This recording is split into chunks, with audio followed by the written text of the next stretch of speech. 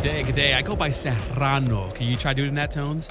Serrano. Serrano. That was very nice. Tones and I, thank you so much for calling. You calling Tampa Bay. Where are you at? I'm in Australia, in Melbourne, in my backyard.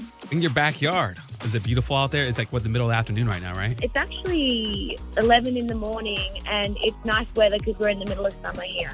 Oh, okay. Yeah, we're over here in winter, definitely. Have you ever been to Florida before? No, but I'm heading over to the States in like 3 days, so I've got all winter clothes packed. Oh, it's not even that cold here in Florida, though. I mean, we're on the south end of the United States, on the east end, so it's not that bad here. But let's definitely talk about your big hit, Dance Monkey. Obviously, there's a quote that says, "I don't think it's my best song, even though everyone else does." Is that how you really feel? Yeah, absolutely. Yeah, Dance Monkey seems like it came off of The Kids Are Coming. Is that your first debut EP?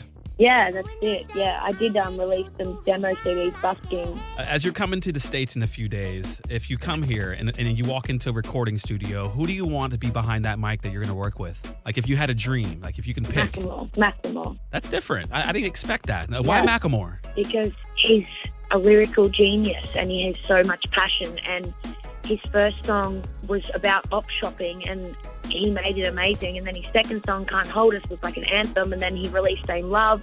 It's like real, and his lyrics are so real. It's incredible. And I've loved him forever. Like, I remember, like, I got in a car accident. As I got out of the car, like, the Heist was like still playing on the radio.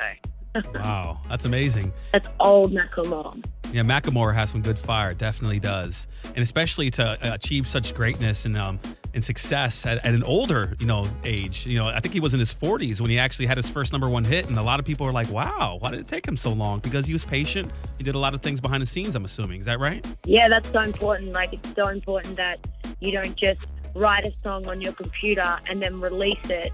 I think it's important to have like a bank of music and like, when I was busking, I was like playing live every single day for 5 hours on the street. So it's like when I released that music and I played my first show, I was ready because I've been playing. I didn't just write something on a computer and then release it and go, shit, how am I going to perform this song? I heard you use the word busking. Now, our Florida listeners don't know what busking is, and I barely know what it means. Could you explain what that means? Busking is just like street performing. You put like a hat down or whatever, a sign down with your name on it, and then you play music on the street. And that's how I earn my living. That's pretty cool. That's pretty. You see a lot of that in New York City or in New Orleans. Not too much here in Tampa Bay. They used to do that in Ybor City, but that's pretty cool. Busking. So that's where you got your start, huh? Yeah, I wouldn't release a song until I hit 10,000 followers, so that I had enough people supporting me, waiting, so that my music could actually do something. That's brilliant. Wow, that's a smart way to do it, definitely. All right, so let's talk about something more personal. What's your favorite movie of all time? Coach Carter. Coach Carter, Samuel L. Jackson movie.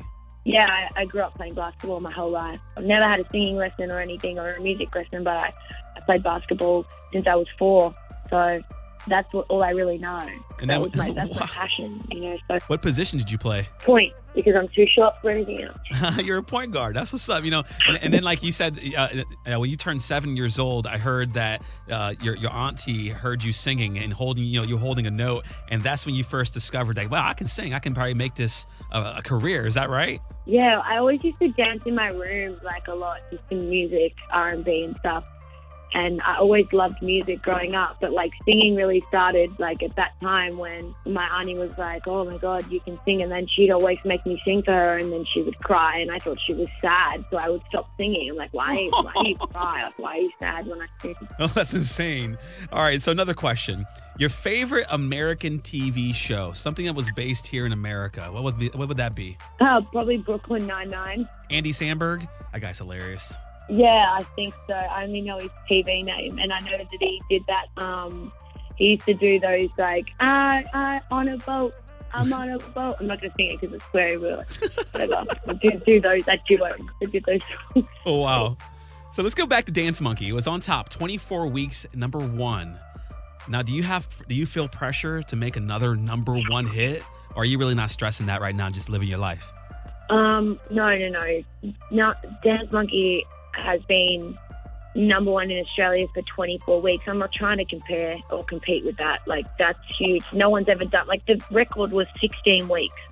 or 15 weeks, and I went to 24. Like, I don't want to do that again. Like, that was pressure. Like, I want to, like, be thankful for the fan base that song has given me, and for the people that love me as an artist, like a career artist, and look back at what I've achieved and what I've done, and focus on that and write songs that, like, fulfill my soul, which that song did do that when I was busking with it on the street, and then it got turned into, like, this song. Some people think I'm just a DJ. Yeah.